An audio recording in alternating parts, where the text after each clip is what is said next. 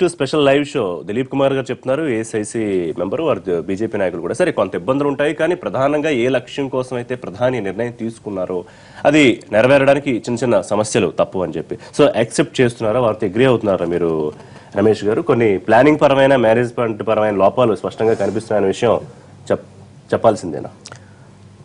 వారు చెప్పింది కూడా కరెక్టే, ఆశయాలు బాగున్నాయి, గోల్స్ బాగున్నాయి, కానీ basically planning and control, management ఈ రెండు ఇంపార్టెంట్ ఫంక్షన్స్. సో ప్లానింగ్లో ఏంటంటే right from first of all what to do, ఏం చేయాలి, when to do, how to do, where to do, why to do, ఇవన్నీ ఆన్సర్ ప్రాపర్గా చేయాలి. సో ఇవన్నిట్లో వాట్ టు డూ తెలుసు, బ్లాక్ మనీ కన్వర్ట్ చేయాలి, కానీ how to do, where to do, ఇక్కడ కొన్ని మనకు కనిపిస్తున్నాయి గ్యాప్స్. ఇవన్నీ ప్రాబ్లీ ఇది అడ్రస్ చేయాలి. సో మరి ఇది అడ్రస్ చేశారా లేదా తెలియదు, బట్ ఓవరాల్ కనిపిస్తుంది. And planning always followed by organizing. Today disorganized గా ఉందంతా. వారు చెప్పినట్టు it is not a major issue. 75% problems, people problems 1 week లో సాల్వ్ అవుతాయి. కానీ ప్రతిరోజు దినదిన గణనలాగా ఉంది. ఇప్పుడు వాళ్ళు గంట కూడా వాళ్ళు వెయిట్ చేయలేని పరిస్థితి. అందరు కూడా లోవర్ లెవెల్, పవర్టీ లెవెల్ వాళ్ళందరూ ఆయన కస్టమర్ ఏం చెప్పాడంటే ఆఫీస్ లో కన్నా ఇక్కడ ఎక్కువ టైం ఉన్నాను నేను ఏటీఎం దగ్గర అని చెప్పాడు. సో వాళ్ళ ప్రాబ్లం అది ఉంది. సో ఇక్కడ యాక్చువల్ గా గ్రౌండ్ రియాలిటీలో ప్రాబ్లమ్ చాలా డిఫరెంట్ గా కనిపిస్తున్నాయి. మరి ఇండియా అంతా 75% ఎక్కువ ఉంది. మరి బేసికలీ 20% ఎప్పుడు బాగానే ఉంటారు. సో మన ప్లానింగ్ కానివ్వండి, మన స్కీమ్స్ కానివ్వండి, మన వెల్ఫేర్ ఇష్యూస్ కానివ్వండి, అంతా 70%కే ఉండాలి. సో ప్లానింగ్, ఆర్గనైజింగ్, తర్వాత డైరెక్టింగ్, ఎలా డైరెక్ట్ చేయాలి, తర్వాత కోఆర్డినేషన్ ప్రాబ్లము. మరి ఇలాంటి ఆదిలాబాద్లో, వరంగల్లో, విజయవాడలో ప్రాబ్లమ్స్ ఉంటే ఈ విషయం మరి అక్రాస్ ది బోర్డ్ తెలుస్తుందా సెంటర్కి? So and finally control is a very important thing. ఊరు ఇంప్లిమెంటేషన్ అంటారు, కానీ implementation also is part of control. So అది ఇంపార్టెంట్. సో ఈ ఇంప్లిమెంటేషన్లో మీకు లోపాలు కనిపిస్తున్నాయి, కంట్రోల్ చేసుకొని కరెక్టివ్ మెజర్స్ తీసుకోవాలి. So this has to be done ASAP, అంటే as soon as possible. So that is my suggestion. Right. ఇదాక మీరు ఒక పాయింట్ చెప్తున్నారు ఇంపార్టెంట్. ఇది సపోజ్ ఒక 15 లక్షల కోట్లు అనుకుంటే కనుక దాదాపుగా బ్లాక్ మనీ లెక్క. ఇప్పుడు సరే 1,15,000 కోట్లు ఇప్పటి వరకు డిపాజిట్ అయిందంటే 30 వరకు తారీఖు ఉంది కాబట్టి ఎంత అంచనా ఉండొచ్చు? అండ్ రెండు, ఈ సామాన్య జనం దగ్గర లెక్కలు చూపించని, సామాన్య కానివ్వండి, మధ్యతరగతి కానివ్వండి, వేరియస్ రీజన్స్ వల్ల లెక్క చూపించని బ్లాక్ మనీగా ఎక్కువ ఉంటుందా? It's very basic question. లేకపోతే నల్లధనం కుబేరులు ఎవరైతే ఉన్నారో వాళ్ళ దగ్గర ఉండే లెక్క ఎక్కువ ఉండే ఛాన్స్ ఉంటుందా? వాళ్ళ దగ్గర, వీళ్ళ దగ్గర కూడా ఇప్పుడు మామూలుగా మంచి నల్లధనం, చెడ్డ నల్లధనం కానీ ఉండదు. బట్ సెగ్రిగేట్ చిన్న నల్లధనం, పెద్ద నల్లధనం కాదు కదా. నలిపే ట్యాక్స్ పే చేయనటువంటి అమౌంట్ ఏదైనా కూడా అది బ్లాక్ మనీ కిందకే వస్తుంది. దీనిలో రిజర్వ్ బ్యాంక్ ఇచ్చినటువంటి లెక్కలు కనుక మనం చూస్తే 14 లక్షల కోట్ల రూపాయలు హయ్యర్ డినామినేషన్స్ చలామణిలో ఉన్నాయి. అవి రద్దయిన నోట్లు. ఇప్పుడు సో రద్దయినటువంటి నోట్లు 14 లక్షల కోట్ల రూపాయలు బ్యాంకులోకి రావాల్సిందే, వేరే దారి లేదు. పోస్ట్ ఆఫీస్ బ్యాంక్స్ అన్నారు, అల్టిమేట్ గా పోస్ట్ ఆఫీస్ బ్యాంక్స్ రావాల్సిందే. ఎప్పుడైతే బ్యాంకులోకి ఇది రాలేదో అవి ఆ అమౌంట్ అనేది పెద్ద పెద్ద వ్యక్తుల దగ్గర ఉన్నది, కానీ లేదా దాన్ని ఇక బ్యాంకులో డిపాజిట్ చేయడానికి సిద్ధంగా లేరు అనేది అక్కడ అర్థమవుతుంది. కంప్లీట్ గా. అయితే ఇప్పుడు ఇది ప్రధానమంత్రి స్థాయిలో ఉన్న ఒక వ్యక్తి ఎక్సర్సైజ్ చేస్తుంటాడు దీని మీద, ఏదో ఒక రూపంలో దీన్ని చేయాలనే తలంపుతో. ఇది ఇక్కడ బేసిక్ క్వశ్చన్ ఏంటంటే, ఇంత పెద్ద ఎక్సర్సైజ్ చేసినప్పుడు దీని వల్ల వచ్చేటటువంటి కాంప్లికేషన్స్ ఆయన ఆలోచించలేదా? ఒకవేళ ఈ 125 కోట్ల మంది ప్రజలు 10,000 రూపాయలు కనుక డ్రా చేసుకునే అవకాశం లేనప్పుడు వాళ్ళు ఇబ్బంది పడతారా? లోయర్ డినామినేషన్స్ బ్యాంక్స్ లో ఉన్నాయా? ఇటువంటి ఇవన్నీ ఆలోచించినాడా, లేకపోతే ఆయన బుర్రకు తట్టలేదా? లేదా ఆలోచించిన తర్వాత కూడా పోతే పోయింది, వాళ్ళు సఫర్ అవనివ్వండి అనేటువంటి క్యాజువల్ గా ఆయన వదిలేసినాడా? అటువంటి అవకాశం ఉండొచ్చా? లేదా చాలా మంది విమర్శిస్తున్నట్టు కాంగ్రెస్ కానివ్వండి, చాలా మంది ఒక హీరోయిస్టిక్ ఫీట్ చేయాలనుకున్నారు ప్రధానమంత్రి, సో దాని ఫలితం ఇప్పుడు ప్రజలు అనుభవిస్తున్నారని. It's not my comment, coming from various sectors and of course మన జనాల నుంచి కూడా చూస్తున్నది. ఏం చెప్తారు మీరు? ఏంటంటే ప్రజలు ఒక పానిక్ లోకి అనవసరంగా వెళ్ళిపోయారు. నేనేమంటానంటే ఈ చెల్లవు అని అన్న తర్వాత కూడా క్లియర్ గా చెప్పబడ్డది, ఇవన్నీ కూడా మీరు రైల్వే రిజర్వేషన్స్ వాడుకోవచ్చు, ట్యాక్సెస్ పే చేయడానికి వాడుకోవచ్చు, హాస్పిటల్స్ లో వాడుకోవచ్చు, ఎమర్జెన్సీ సర్వీస్ లో వాడుకోవచ్చు, దే విల్ యాక్సెప్ట్ అనేది ఒక క్లారిటీ ఇవ్వడం జరిగింది. మీరు అన్నట్టుగా, వారి ఇంతకుముందు అన్నట్టుగా ఈ 500 and 1,000 డినామినేషన్స్ మీకు రఫ్ ఒక ఎస్టిమేట్ ఏంటంటే 70% of the currency in circulation కంట్రీలో ఉన్నది 70% ఇదే. ఈ 500, 1,000 70%. సో అది చూడండి మీరు, అంటే దాన్ని రీప్లేస్ చేస్తారు. ఏది అది చిత్తు కాగితాల కింద ఎప్పుడు 30th లిమిట్ దాటినప్పుడే. సో మీరు ఇచ్చి మళ్ళీ తీసుకోవచ్చు. ఒక విషయం మనం ఏం గుర్తుంచుకోవాలంటే, ఇట్లాంటి ఒక మెజర్ తీసుకున్నప్పుడు ఏ క్యాలిక్యులేషన్ లేకుండా ఎంత ప్రైమ్ మినిస్టర్ తీసుకోడండి. డెఫినెట్గా వాళ్ళంతా ఈ అందుకే నేను చెప్పాను రఫ్ ఎస్టిమేట్ 75% అవే అవి 500 1/3 ఎవరి దగ్గర ఉంటాయి? ఈ మిడిల్ క్లాస్ ఎవరైతే మీరు పోయి ఈరోజు ఇంటర్వ్యూ చేస్తున్నామో, మాలాంటి వాళ్ళు మీలాంటి వాళ్ళు వీళ్ళు ఎక్కువ. కానీ మామూలుగా నేను మళ్ళీసారి చెప్తున్నాను, రూరల్ ఏరియా లోపల దీని ఇంపాక్ట్ తక్కువ ఉంటుంది, వాళ్ళ జీవితాల మీద తక్కువ ఉంటుంది. ఇనిషియల్ సఫర్ అవుతారు. మేబీ 1 వీక్ మాక్సిమం 1 వీక్ లో చెప్తున్నారు, లేదా ఎన్ని రోజులు అనేది దృష్టిలో పెట్టుకు చెప్తున్నారు. కానీ నేను 1 వీక్ లోపల బిఫోర్ యూ కమ్ మనకు వచ్చిన కాల్స్ కానివ్వండి, మనకు వస్తున్న చూస్తున్నా చాలా క్లియర్ గా స్పష్టం చేస్తున్నాయి. అవును, నేను చూస్తున్నా. వాళ్ళు నేను అదే చెప్తారు, విదిన్ 1 వీక్ లో ఆల్రెడీ వారు చెప్పినటువంటి percentage of currency notes available చేస్తున్నారు, ఇంక్లూడింగ్ 2000 రూపీస్. ఎంత పర్సెంటేజ్ గతంలో 1000 ఉందో అవి చేస్తున్నారు. ఇక్కడ ఏమవుతుందంటే, అసలు మీరు అన్అకౌంటెడ్ వెల్త్ ను ఇప్పుడు దాచుకునే పరిస్థితి లేకుండా జరిగిపోయిందండి ఇప్పుడు. సో వెరీ డిఫికల్ట్ రేపొద్దున ఈ రియల్ ఎస్టేట్ రంగంలో బ్లాక్ అండ్ వైట్ ట్రాన్సాక్షన్ చేయడం కానీ, ఈవెన్ కరప్షన్ కూడా, ఈవెన్ ఎలక్షన్స్ లో కరప్షన్ కూడా I tell you it is very difficult. They can't do corruption. గతంలో జరిగినట్టు కొంత ఏదో మీరు బంగారం గింగారం ఇచ్చిపుచ్చుకుంటారో తెలియదు కానీ వెరీ డిఫికల్ట్. 2000 ఇవ్వచ్చు కదా, ఇప్పుడు 2000 నోట్ అవైలబుల్ గా వచ్చింది కదా, వస్తుంది. ముందు ఉన్నది పోతుందండి. మీరు very do exchange, how do exchange, all that is gone. So నువ్వు ఫ్రెష్ అయినా కొత్త కార్యక్రమం మొదలు పెట్టాల్సింది తప్ప మీరు అకౌంట్ ఫర్ చేసిన వెల్త్ మీద ట్యాక్స్ మీరు కట్టాల్సిందే. ఏంటి ఇక్కడ జరిగేది? డబ్బులు డిక్లేర్ ట్యాక్స్ కట్టాలి. నాకు సింపుల్ లాజిక్ అండి. ఈ దేశంలో మనం ఏం ఆశిద్దాం?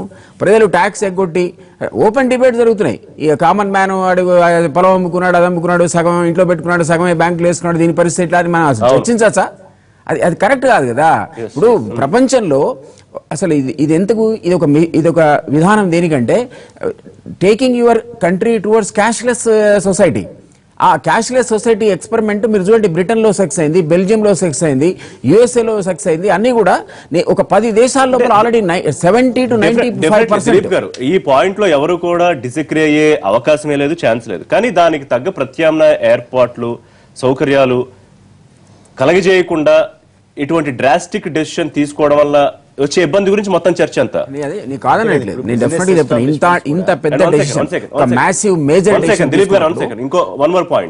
బిజినెస్ ఎస్టాబ్లిష్మెంట్స్ కూడా బ్యాంక్స్ లో మనీ ఉంది, ఆన్లైన్ ట్రాన్సాక్షన్ చేసుకోమని ఉచిత సలహా ఇచ్చారు తప్పిస్తే వాళ్ళ దగ్గర ఉన్నటువంటి ఈ ప్రొవిజన్స్ పర్చేజ్ చేయడానికి, ఎంప్లాయీస్ కి శాలరీస్ పే చేయడానికి, రోజువారీ ఖర్చులు విడ్రా చేయడానికి 10,000 రూపాయల కంటే వాళ్ళకి లిమిట్ పెట్టారు. దాని గురించి మాట్లాడదాం. మహబూబ్ నగర్ నరేష్ గారు చెప్పండి, మీరు ఫేస్ చేసిన ప్రాబ్లం ఏంటి? నరేష్ గారు కాల్ కట్ అయింది. దిలీప్ కుమార్ గారు, ఇప్పుడు నేనేమంటున్నానంటే, డెఫినెట్ గా ఇంత మేజర్ డెసిషన్ తీసుకున్నప్పుడు నేను ఇంత ముందు కూడా చెప్పా, ఇది బ్లాక్ మనీని ఉద్దేశించి, అదేవిధంగా ఎవరైతే ఎలక్షన్స్లో డబ్బులు విచ్చలవిడిగా ఖర్చు పెడుతున్నారో వాళ్ళు కంట్రోల్ చేయడానికి, అదేవిధంగా రియల్ ఎస్టేట్ వ్యాపారులు అయితే బ్లాక్ అండ్ వైట్ చేస్తున్నారో దాన్ని కంట్రోల్ చేయడానికి, బడా బాబులు ఈరోజు ఇటువంటి ట్రాన్సాక్షన్ చేయడానికి వీలు కానటువంటి ఒక పరిస్థితి ఈరోజు కల్పించబడ్డది. అదందరూ కూడా ఆశిస్తారు. మామూలుగా మీరు ఇప్పుడున్నటువంటి ఇబ్బంది ఒక వారం రోజులు మనం సర్దుకోగలిగితే అట్లాంటి సామాన్యుడు ఇప్పుడు పెద్దగా ఈ ఫైనాన్షియల్ నాలెడ్జ్ లేని వాళ్ళు, లేకపోతే కొంతమందికి అర్థం కాకపోవచ్చు, కానీ సాక్షాత్తు సీనియర్ కేంద్ర ఆర్థిక మంత్రి, 3 సార్లు ఆయన ఆర్థిక మంత్రిగా పనిచేసిన ఆయనకు కూడా 2000 నోట్ అనేది ఎందుకు ఇంట్రొడ్యూస్ చేస్తున్నారో అర్థం కాలేదు. దీని ద్వారా మీరు నల్లధనాన్ని ఎలా అరికడతారో అని అడిగారు. తర్వాత ఢిల్లీ ముఖ్యమంత్రి కేజ్రీవాల్ లాంటి వాళ్ళు కూడా దీని మీద తీవ్రంగా స్పందించారు. వాళ్ళకు కూడా అర్థం కాకపోతే సామాన్యుడికి అర్థమయ్యే పరిస్థితి. నేనేమంటే మీరు అందుకే ఎగ్జాంపుల్ చెప్పా, ultimately the country has to go for cashless transaction only. ఈ రోజు జన్ధన్ యోజన ద్వారా కొన్ని కోట్ల మంది ప్రజలకు అకౌంట్స్ ఓపెన్ చేసినట్టు సౌకర్యం ఏర్పడ్డది. రూపే ద్వారా కార్డ్స్ కూడా ఇచ్చినటువంటి పరిస్థితి ఏర్పడ్డది. అసలు బ్యాంక్ మొహం చూడని వాడు కూడా బ్యాంక్ అకౌంట్ తీసుకునే పరిస్థితి ముందు జరిగింది. అది so one kind of preparation is already attempted. అది 100% సక్సెస్ అయిందని నేను అనను, కానీ బట్ చాలా మందికి కొన్ని కోట్ల ఖాతాలు తెలుసుకునేటువంటి ఒక అవకాశం ఏర్పరిచారు. అంటే ఇవన్నీ కూడా ఒక మెజర్స్ అండి. ఇంత పెద్ద వ్యాస్ట్ కంట్రీలో, ఇంత పెద్ద పాపులేషన్లో ఇంత డీప్ రూటెడ్ కరప్షన్ ని కంట్రోల్ చేయడానికి ఇట్లాంటి మెజర్స్ మీరు తీసుకోకపోతే you have to appreciate his courage. ప్రభుత్వం యొక్క ధైర్యాన్ని మీరు మెచ్చుకోవాలా. ఎందుకంటే సామాన్యుడి గురించి మీరు అన్నట్టుగా ప్లానింగ్ చేసి ముందే ఇట్లాంటి అనౌన్స్మెంట్ చేస్తే అసలు ముందు సామాన్యుడి సంగతి దేవుడికి, కానీ 90% ఆఫ్ ది బ్లాక్ మనీ అంతా తరలిపోయి ఉండేది బయటికి. ఇప్పటికే చాలా మంది సర్దుకున్నారని వస్తున్నాయి కదా, చాలా మంది. అంత ఈజీ కాదండి, అంత ఈజీ కాదు. ఇది 30 లోపల మీరు చాలా పెద్ద వాళ్ళకి తెలుసు అని పోనీయండి, పంచమనండి. పోనీ ఆయన చేయగలిగే ఒకే ఒక్క గొప్ప విషయం ఏంటంటే తన అనుచరులందరికీ పంచుకోవాలి. ఏమన్నా పాలిటీషియన్ ఉన్నాడో, బడా బ్లాక్ మనీ ఉన్నవాడు ఏం చేయాలంటే 1000 మందికి తన బంధువులందరికీ తలా 2.5 lakhs తెలిస్తే వాళ్ళు దాని ఫార్మాట్ మార్చుకుంటారు. అదే నేను అట్లాంటి చర్యలు జరగకూడదనే ఇది ఒక ఆకస్మిక నిర్ణయం తీసుకుంటారు తప్ప ఇది అల్టిమేట్ గా నేను అందుకే కోడ్ కూడా చేశా. మీరే నేను అప్రిషియేట్ చేస్తారు. ఎక్కడైతే 10 దేశాల్లో ఇవి 70 to 95% క్యాష్లెస్ సొసైటీలో ఉందో అక్కడ అసలు కరప్షన్ కానీ బ్లాక్ అండ్ వైట్ డిసిషన్ కానీ అసలు ఫోన్లలో ట్యాక్స్ పేమెంట్ జరుగుతుంది. ఇక్కడే జరగదండి మన దగ్గర. విచిత్రంగా ఉంటుంది. మనం షాప్కి వెళితే షెడ్యూల్డ్ హెచ్ డ్రగ్స్ కూడా వితౌట్ ప్రిస్క్రిప్షన్ మన దగ్గర మెడికల్ షాప్ అని ఇస్తాడు. ఏ ట్రాన్సాక్షన్ కూడా మన వాళ్ళు బిల్ అడగరు. ఎందుకంటే బిల్ అనగానే 18% ట్యాక్స్ కట్టాలి మీరు. బిల్లు అడగడానికి మీరు చెప్పండి నాకు ఎక్కడన్నా మనం ట్రాన్సాక్షన్స్ లో బిల్లు ఈ మధ్య షాపింగ్ మాల్స్ వచ్చినాక కంప్యూటర్ బిల్లింగ్ సిస్టమ్ వచ్చినాక అబౌట్ 40% కంట్రోల్లోకి వచ్చింది తప్ప ఇంకా 60% ఆఫ్ లావాదేవీలు అన్ని షాపుల లోపల కార్డ్ అప్పుడే దానికి ఒక లెక్క ఉంటుంది. రైట్, ఒక కాలర్తో మాట్లాడదాం. దుబాయ్ నుంచి ప్రవీణ్ గారు చెప్పరా. రైట్, ప్రవీణ్ గారు కాల్ కట్ అయింది దుబాయ్ నుంచి. మరి right, if you permit Dilip గారు ప్లీజ్ చెప్పండి. సో ఇంకొక ప్రశ్న ఏంటంటే చాలా మంది నా దృష్టికి తీసుకొచ్చారు, మీకు కూడా మీ దృష్టికి వచ్చే ఉంటుంది. ప్రైమ్ మినిస్టర్ గారు చెప్పారు కొంత ఇబ్బందులు ఉంటాయి, సహకరించండి ఒక బృహత్తర యజ్ఞానికని. కానీ ఈ పానిక్ సిచ్యుయేషన్ లో ప్రధానమంత్రి మరొకసారి ప్రజలకు జాతిని ఉద్దేశించి మాట్లాడి ఉంటే బాగుండేది, భరోసా ఇచ్చి ఉంటే బాగుండేది, వారు విదేశీ పర్యటనకు వెళ్లకుండా అని కొంతమంది ఒపీనియన్ వ్యక్తం చేస్తున్నారు. ఇట్స్ క్యాబినెట్ అనేది కలెక్టివ్ రెస్పాన్సిబిలిటీ అండి. ఒక ఫైనాన్స్ మినిస్టర్ మాట్లాడినా లేదా మరో రెస్పాన్సిబుల్ మినిస్టర్ మాట్లాడినా అది ప్రైమ్ మినిస్టర్ వాయిస్ గానే ఉంటుంది. ప్రైమ్ మినిస్టర్ పాలసీ గైడెన్స్ ఇస్తే ఇంప్లిమెంటేషన్ అంతా మిగిలిన మంత్రులు చేస్తారు. ప్రైమ్ మినిస్టర్ ఇదే పరిగా కూర్చొని దేశాన్ని అడ్రస్ చేయాల్సిన అవసరం ఉండదు. నిజానికి పాలసీ క్రిస్టల్ క్లియర్ ఉంది. ఇబ్బందులు ఉన్నాయనే కొంత ఎక్స్టెన్షన్ కూడా టైం లిమిట్ ఇచ్చారు. ఏ రంగాలకు ఇది వర్తించదో కూడా చెప్పారు కొన్ని రోజుల పాటు. సో ఇవన్నీ జరుగుతున్నాయి. దానికి ఆ అవసరమైనటువంటి చర్యలని కూడా ఫాలో అప్ యాక్షన్ కింద జరుగుతున్నాయి. మీరు అన్నట్టు వీ అడ్మిట్ దట్ ఈ ఇంపాక్ట్ వల్ల సడన్ డెసిషన్ వల్ల కొంత కామన్ మ్యాన్ ఇబ్బంది పడ్డమాట వాస్తవమే. కానీ మీరు దాన్ని అడ్జస్ట్ కాకపోతే, దీన్ని సర్దుకోకపోతే అసలు ఒక భూతంలాగా మనం ఆవరించిందండి అవినీతి అనేది. దాన్ని ఎట్లా కొడతారు మీరు? Right, thank you Dilip Kumar live షోలో చేరినందుకు. థ్యాంక్ యూ సో మచ్ అండి. నెక్స్ట్ హైదరాబాద్ నుంచి కాల్ ఉన్నారు, గోపీనాథ్ గారు మాట్లాడండి. సార్ నేను చిన్న 2 డౌట్స్ ఉన్నాయి. చెప్పండి. నేను ముత్తూట్లో లోన్ తీసుకున్నాను. మరొకసారి చెప్పండి ప్లీజ్ రిపీట్. ముత్తూట్లో గోల్డ్ లోన్ తీసుకున్నాను.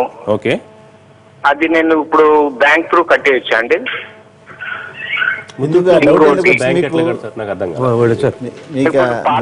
తీసుకుంటలేరు వాళ్ళు పాత నోట్ తీసుకుంటలేరు, కొత్త నోటు లేదు నా దగ్గర. ఆ లోన్ నేను కట్టేసేయాలి. బ్యాంక్ లో నేను ఆ డబ్బు వేసేసి దాన్ని ఆర్టీజెడ్ వాళ్ళ చెక్ ఇచ్చేయచ్చా? దానికి నిరభ్యంతరంగా ఇవ్వచ్చు. రైట్, అంతేనండి. 2 అన్నారు మీరు, ఒకటే అడిగారు.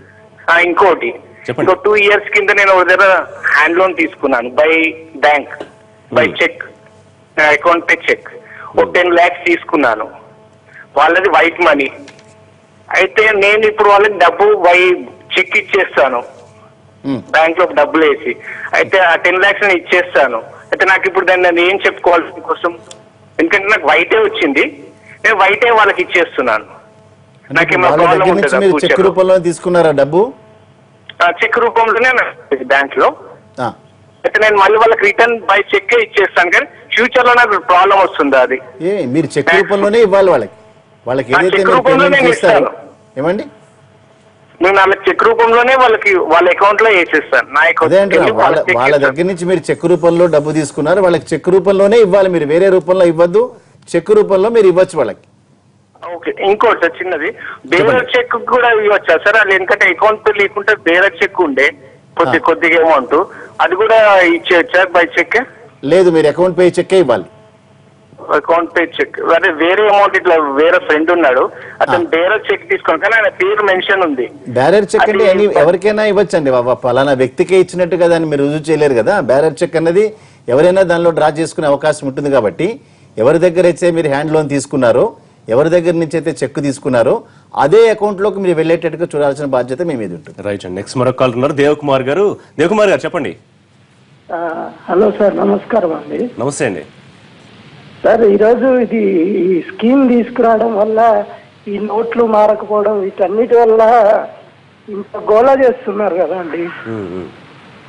అసలు దీనికి కంట్రీ డెవలప్మెంట్ చేస్తూ దానికోసం ఇట్లా చేస్తున్నప్పుడు అసలు ఇంత గోల చేయడం ఏంటండి? అసలు చిన్న చిన్న ఇబ్బందులు ఉంటాయి కానీ వాటిని సర్దుకోవాలి కానీ కొద్ది రోజుల వరకు మరీ ఇంతగా చేస్తే ఎన్ని రోజులని మన దేశం ఇలాగే ఉండాలి, ఇటువంటి పరిస్థితుల్లోనే ఉండాలి. ఒపీనియన్ కరెక్ట్ అండి, correct. It's your opinion. Fine. Next Mahesh Kumar గారు హైదరాబాద్ నుంచి. నమస్తే అండి, మాట్లాడండి. హలో మహేష్ గారు చెప్పండి. నమస్కారం సార్. నమస్తే అండి. నమస్తే సార్. నమస్తే మహేష్ గారు చెప్పండి, మీ క్వశ్చన్ అడగండి. సార్ యాక్చువల్ గా ఏంటంటే నేను ఈ 2015 లో ఆర్మీ నుంచి రిటైర్ అయ్యాను సార్. ఓకే, 2000 మీరు టీవీలో వినొద్దు దయచేసి, డైరెక్ట్ ఫోన్ లైన్ లో మాట్లాడండి. అయితే ఏమైందంటే ఆ అమౌంట్ నేను హ్యాండ్ లో పెట్టుకున్నాను సార్. ఈ మధ్యలో ఈ మధ్యలో తీసుకొని హ్యాండ్ లో పెట్టుకున్నా.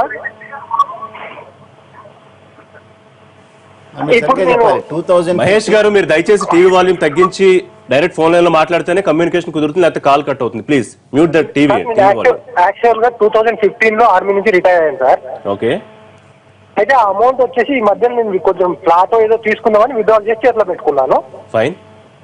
అయితే ఇప్పుడు నేను అంటే ఈ మనీ చేంజ్ అవడం వల్ల మళ్ళీ తిరిగి బ్యాంక్ లో డిపాజిట్ చేస్తే ఏమన్నా ఇబ్బంది ఉంటుందా? దానిపైన నాకేమన్నా ట్యాక్స్ పడుతుందా ఎలా అని తెలుసు. వాట్స్ ద అమౌంట్ అండి, మీకు ప్రాబ్లం లేదు చెప్పడానికి. అమౌంట్ ఎంత? అమౌంట్ వచ్చేసి 20 lakhs ఉంది సార్ మొత్తం. నా రిటైర్మెంట్ అమౌంట్ అలాగే ఉంది, దాంతో పాటు కొంచెం ఎర్నింగ్స్ ఉన్నాయి సార్. ఫైన్.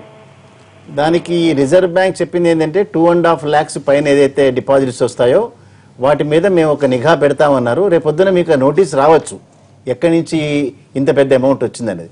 మీ దగ్గర ఆల్రెడీ ఆన్సర్ ఉన్నది, ఏదైతే మీరు రిటైరల్ బెనిఫిట్స్ ఏవైతే ఉన్నాయో దాన్ని విత్డ్రా చేసినట్టుగా ఆ ఆన్సర్ చెప్తే సరిపోతుంది. మీరైతే నిరభ్యంతరంగా మీ అకౌంట్లో వేసుకోవచ్చు.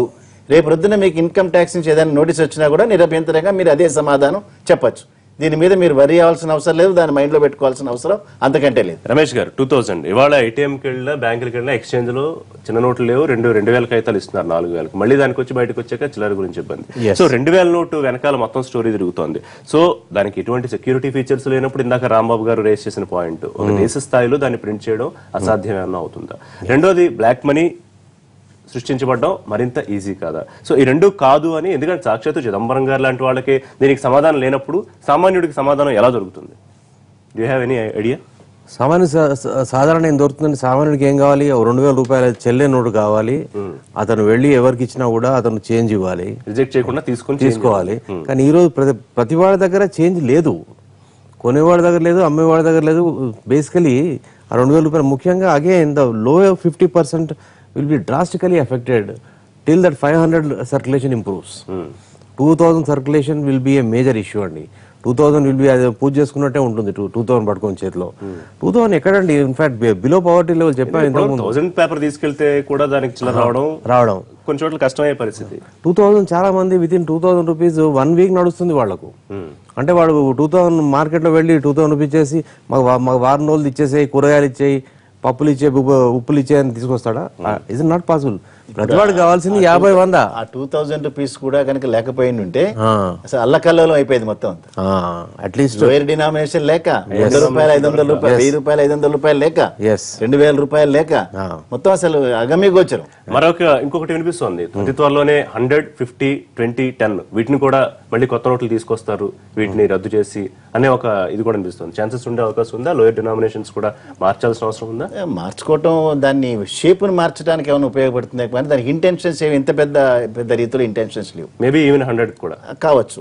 బట్ 2000 రూపాయలు తీయటం అనేటటువంటిది అనాలోచితమైనటువంటి నిర్ణయం. అది 2000 తీసుకురావడం అనేది ఇంత పెద్ద ఎత్తులో కారణం మీకు తప్పనిసరిగా రేపొద్దున ఈ పొలిటికల్ కరప్షన్ ని తీసుకొచ్చారు అనే దాని గురించి ఏమన్నా కారణం కనిపిస్తుంది. వచ్చే ఎన్నికలు వచ్చినప్పుడు ఈ 2000 రూపాయలు డిస్ట్రిబ్యూట్ చేస్తారు, అంతకుమించి పెద్ద కారణం ఏముంది దానిలో? ప్రభుత్వం అది దృష్టిలో పెట్టుకుని చేయకపోవచ్చు. బట్ ఎవరైతే దాచుకుంటారో, ఇప్పుడు ఉన్నటువంటి డబ్బులు ఉన్నటువంటి వాళ్ళ దగ్గర డబ్బులు ఉంటూనే ఉంటాయి, వాళ్ళకి మరింత దాచుకోవడానికి 2000 రూపాయలు మరింత సౌకర్యం కల్పిస్తుంది వాళ్ళకి. సో ఏ ఉద్దేశంతో అయితే బ్లాక్ మనీలు పెద్ద పెద్ద నోట్లలో దాచుకుంటున్నారు అనేటటువంటి దాని ఉందో, కొంతకాలం దాన్ని ఆగి సిచ్యుయేషన్ అబ్జర్వ్ చేసి ఉంటే ఇంకా బాగుండేది. బట్ ఇమీడియట్ గా ఇవాళ 2000 రూపాయలు కనుక తీసినప్పుడు ఇమీడియట్ 5 రాష్ట్రాల ఎన్నికలు వస్తున్నాయి. 5 రాష్ట్రాల ఎన్నికల్లో ఇంకా విచ్చలవిడిగా 2000 రూపాయలు సెలక్షన్ హిట్ అవ్వచ్చు అంటారా? ఉత్తరప్రదేశ్ కొత్త నోట్లు మనం ఎంత మాట్లాడినా మన ఎక్స్పీరియన్సెస్ అనేది విచ్చలవిడిగా ఎన్నికలు అనేటటువంటిది విపరీతమైన కాస్ట్లీ చేశారని మనకు అనుభవాలు ఇవన్నీ కూడా. రైట్. అది సంవత్సరానికి పెరుగుతున్నాయి తప్పిస్తే ఎక్కడ తగ్గట్లేదు అది. Right. సో వీటి మీద మరింతగా లోతుగా ఆలోచించాలి తప్పిస్తే ఏదో ఒక ఇద్దరు వ్యక్తులు తీసుకునే నిర్ణయాలు కావు ఇవన్నీ. రమేష్ గారు ఫైనల్ గా what you can say? Final గా మై సజెషన్ ఈజ్ బేసికలీ మనకు అనిపించేదంతా ప్లానింగ్ లో ఉన్నాయి గ్యాప్స్, ఆర్గనైజింగ్ లో ఉన్నాయి, మానిటరింగ్ లో ఉన్నాయి, కంట్రోలింగ్ లో ఉన్నాయి, ఇంప్లిమెంటేషన్ లో ఉన్నాయి. Most important is the corrective measures. అయిందేదో అయిపోయింది. ఈ దేశం ఆల్రెడీ ఇన్వాల్వ్ అయి ఉంది. 40-50 కోట్ల మంది ఈ రోజు ఇబ్బంది పడుతున్నారు. Straight away you address them and see that all the important measures. Thank you Ramesh గారు, థ్యాంక్ యూ రాంబాబు గారు. సో ఇది చాలా మంది సందేహాలకు సమాధానం ఇచ్చే ప్రయత్నం చేశామని అనుకుంటున్నాం. ఆందోళన ఉండక్కర్లేదు, డిసెంబర్ 30 దాకా టైం ఉంది కాబట్టి మీ దగ్గర ఉన్న డబ్బుల్ని మార్చుకోవచ్చు. అది అకౌంట్ దానికి చెప్పగలిగితే, లేదంటే తర్వాత ఇన్కమ్ ట్యాక్స్ కి